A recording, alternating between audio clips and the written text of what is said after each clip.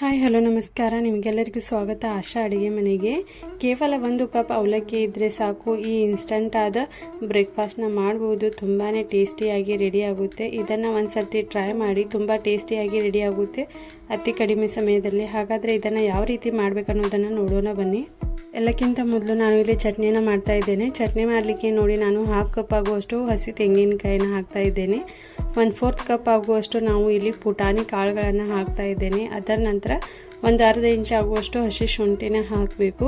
ಅದರ ನಂತರ ನೋಡಿ 3 ಇಂದ 4 ಹಸಿ ಮೆಣಸಿನಕಾಯಿನ ಹಾಕ್ತಾ ಇದ್ದೇನೆ. ಒಂದು 1/2 ಕಪ್ ಆಗುವಷ್ಟು ನಾವು ಕೊತ್ತಂಬರಿ ಸೊಪ್ಪನ್ನು ಹಾಕಬೇಕು. ಅದರ ನಂತರ ಒಂದು ಬೆಳ್ಳುಳ್ಳಿ ಗಡ್ಡಿನ ಹಾಕ್ತಾ ಇದ್ದೇನೆ. ನಾನು ಇಲ್ಲಿ ಮಿಕ್ಸಿ ಜಾರಲ್ಲೇ ಹಾಕ್ತಾ ಇದ್ದೇನೆ. ನೀವು ಬೇಕಾದರೆ ಲಾಸ್ಟಲ್ಲಿ ಇದು ಒಗ್ಗರಣೆಯಲ್ಲಿ ಕೂಡ ಯೂಸ್ ಮಾಡ್ಬೋದು. ಅದರ ನಂತರ ನೋಡಿ ನಾನು ರುಚಿಗೆ ತಕ್ಕಷ್ಟು ಉಪ್ಪನ್ನು ಹಾಕ್ತಾ ಇದ್ದೇನೆ.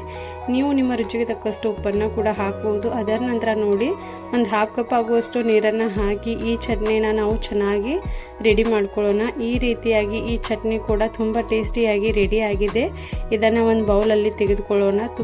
ಈ ಚಟ್ನಿನ ರೆಡಿ ಆದ ನಂತರ ಒಂದು ಬೌಲ್ಗೆ ತೆಗೆದುಕೊಳ್ಳೋಣ. ಇದನ್ನು ತೆಗೆದ ನಂತರ ನೋಡಿ ಮತ್ತೊಂದು ಬೌಲಲ್ಲಿ ನಾನು ಇದನ್ನು ಒಗ್ಗರಣೆ ಕೊಡಲಿಕ್ಕೆ ಎಣ್ಣೆನ ಚೆನ್ನಾಗಿ ಬಿಸಿ ಮಾಡಿದ್ದೆ.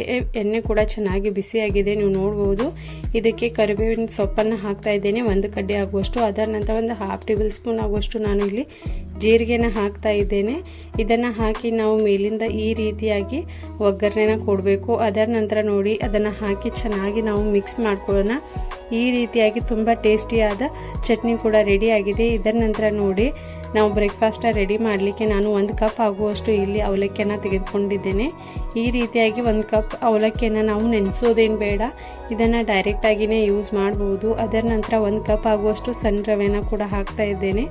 ಅದರ ನಂತರ ನೋಡಿ ನಾವು ಇದಕ್ಕೆ ಇಲ್ಲಿ 2 ಕಪ್ ಆಗುವಷ್ಟು ನಾನು ಮಜ್ಜಿಗೆನ ಹಾಕ್ತಾ ಇದ್ದೇನೆ. ನೀವು ಮೊಸರನ್ನ ಯೂಸ್ ಮಾಡ್ತಾ ಇದ್ದರೆ, ಸ್ವಲ್ಪ ಹುಳಿ ಇದ್ದರೆ ನೀವು 1/2 ಕಪ್ ಆಗುವಷ್ಟು ಮೊಸರನ್ನ ಹಾಕಿ, ಇಲ್ಲ ಹುಳಿ ಇಲ್ಲ ಆಗಿದ್ದರೆ 1 ಕಪ್ ಆಗುವಷ್ಟು ಮೊಸರನ್ನ ಯೂಸ್ ಮಾಡಿ. ನೋಡಿ ಮಜ್ಜಿಗೆ ಇರೋದ್ರಿಂದ ನಾನು 2 ಕಪ್ ಆಗುವಷ್ಟು ಮಜ್ಜಿಗೆನ ಹಾಕಿದ್ದೇನೆ. ಅದರ ನಂತರ ಇದಕ್ಕೆ ಒಂದು 1/2 ಟೇಬಲ್ ಸ್ಪೂನ್ ಆಗುವಷ್ಟು ಉಪ್ಪನ್ನು ಹಾಕ್ತಾ ಇದ್ದೇನೆ. ಅದರ ನಂತರ 1 ಕಪ್ ಆಗುವಷ್ಟು ನೀರನ್ನು ಹಾಕಿ ಇದನ್ನು ಚೆನ್ನಾಗಿ ಮಿಕ್ಸ್ ಮಾಡ್ಕೋಬೇಕು. ಇದನ್ನು ಮಿಕ್ಸ್ ಆಗಿದ ನಂತರ ನೋಡಿ ಇದನ್ನು ಒಂದು ಸರ್ತಿ ಮಿಕ್ಸಿಗೆ ಚೆನ್ನಾಗಿ ಈ ರೀತಿಯಾಗಿ ಪೇಸ್ಟ್ನ ರೆಡಿ ಮಾಡ್ಕೋಬೇಕಾಗುತ್ತೆ, ಮಿಕ್ಸಿ ಜಾರಲ್ಲಿ ಹಾಕಿ. ಅದರ ನಂತರ ನೋಡಿ ಇದನ್ನು ಕೂಡ ಒಂದು ಬೌಲ್ಗೆ ತೆಗೆದುಕೊಳ್ಳೋಣ. ಈ ರೀತಿಯಾಗಿ ಒಂದು ಬೌಲ್ಗೆ ತೆಗೆದ ನಂತರ ನೋಡಿ ಇದಕ್ಕೆ ನಾವು ಒಂದು ಸ್ವಲ್ಪ ಕರಿಬೇವಿನ ಸೊಪ್ಪನ್ನ ಹಾಕ್ತಾ ಇದ್ದೇನೆ. ಅದರ ನಂತರ ಒಂದು 1/2 ಕಪ್ ಆಗುವಷ್ಟು ನಾನು ಕೊತ್ತಂಬರಿ ಸೊಪ್ಪನ್ನು ಕೂಡ ಹಾಕ್ತಾ ಇದ್ದೇನೆ. ಇವಾಗ ನೋಡಿ ನಾವು ಒಂದು ಈರುಳ್ಳಿನ ಸಣ್ಣಗೆ ಕಟ್ ಮಾಡಿ ಹಾಕಿದ್ದೇನೆ. ಇದರ ನಂತರ ನಾನು ಇದಕ್ಕೆ ಒಂದು ಕ್ಯಾಪ್ಸಿಕಮ್ನ ಕೂಡ ನಾನು ಕಟ್ ಮಾಡಿ ಹಾಕ್ತಾ ಇದ್ದೇನೆ. ಕ್ಯಾಪ್ಸಿಕಮ್ ಇದ್ದರೆ ಹಾಕಿ, ಇಲ್ಲಾಂದ್ರೆ ಕೂಡ ಸ್ಕಿಪ್ ಮಾಡ್ಬೋದು. ಅದರ ನಂತರ ನೋಡಿ ಒಂದು ಕೆಂಪು ಟೊಮೆಟೊನ ಕೂಡ ಸಣ್ಣಗೆ ಕಟ್ ಮಾಡಿ ಇದಕ್ಕೆ ಹಾಕಿದ್ದೇನೆ. ಅದರ ನಂತರ ಒಂದು 1/2 ಟೇಬಲ್ ಸ್ಪೂನ್ ಆಗುವಷ್ಟು ನಾನು ಜೀರಿಗೆನ ಹಾಕ್ತಾ ಇದ್ದೇನೆ.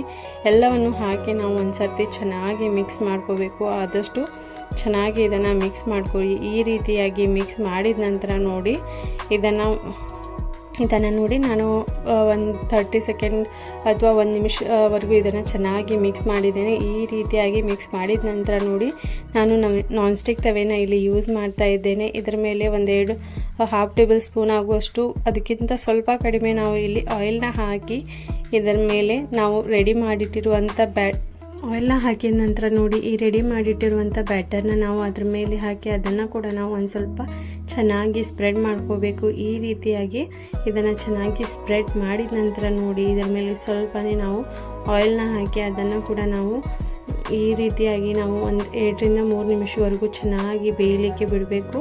ಈ ರೀತಿಯಾಗಿ ಒಂದು ಸೈಡ್ದಿಂದ ಚೆನ್ನಾಗಿ ಬೇಯ್ದ ನಂತರ ಇದನ್ನು ಚೆನ್ನಾಗಿ ಟರ್ನ್ ಮಾಡಿಕೊಂಡು ಇದನ್ನು 2 ಕಡೆಯಿಂದ ಚೆನ್ನಾಗಿ ಬೇಯಿಸಬೇಕು. ಈ ರೀತಿಯಾಗಿ ಬೇಯಿಸಿದ ನಂತರ ನೋಡಿ ಇದನ್ನು ನೀವು ಸರ್ವ್ ಮಾಡಲಿಕ್ಕೆ ತೆಗೆದುಕೊಳ್ಬೋದು. ತುಂಬಾ ಟೇಸ್ಟಿಯಾಗಿ ಈ ಬ್ರೇಕ್ಫಾಸ್ಟ್ ರೆಡಿ ಆಗುತ್ತೆ.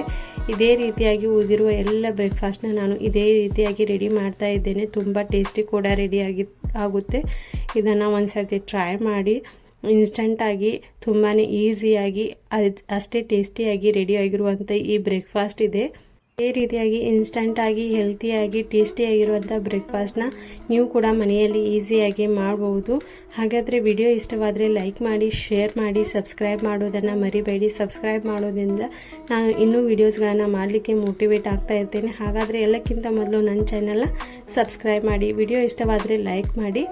ಹೇಗಾಗಿದೆ ಅಂತ ಕಮೆಂಟ್ ಮಾಡಿ ಹೇಳಿ. Thanks for watching this video.